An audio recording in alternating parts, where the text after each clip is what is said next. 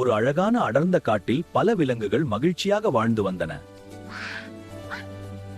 அந்த காட்டில் அப்பு என்ற ஒரு குட்டி யானை இருந்தது. அப்பு ரொம்ப சுட்டி, ஆனால் அளவுக்கு அதிகமான குறும்புக்காரன். அப்பு, குறும்பு பண்ண கூடாது, யாருக்கும் தொல்லை கொடுக்க கூடாது. சரிங்க அம்மா, உங்க பேச்சு கேட்டு குட் பாயா இருக்கேன்.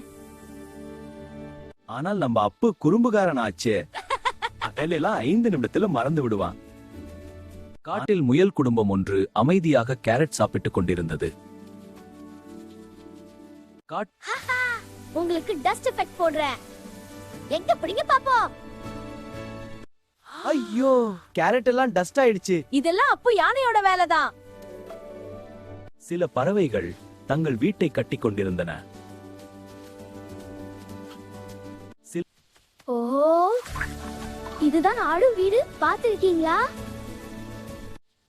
அப்போ வேண்டாம், மரத்தை ஆட்டாதே, அதை விட்டு விட்டுருங்க.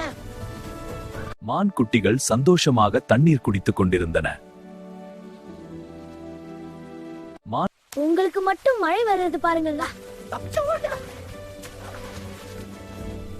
அப்பு தினமும் குறும்பு செய்கிறான். நாளுக்கு நாள் அவனின் குறும்பு அதிகரித்துக் கொண்டே போகிறது. ஆமாம், இப்போதெல்லாம் அதை சகித்துக் கொள்ள நம்ம ரொம்ப வருத்தப்படுத்துகிறான். கவலைப்படாதீர்கள், நான் ஒரு திட்டம் வைச்சிருக்கிறேன். நன்றாக குரட்டை விட்டு தூங்கிக் கொண்டிருந்தான். புத்திசாலி சுண்டெலி மெதுவாக ஒரு புல்லை எடுத்து வந்தது. இப்பதான் சரியான நேரம்.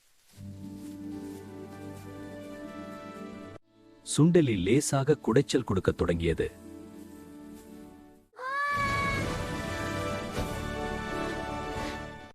ஐயோ, ஏதோ குடைகிறதே.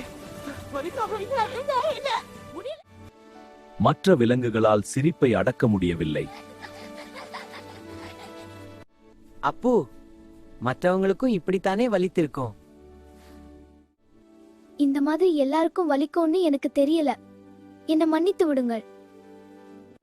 இனிமேல் நான் யாருக்கும் இந்த மாதிரி தொல்லை கொடுக்க மாட்டேன். அப்பு எல்லோருக்கும் உதவத் தொடங்கினான்.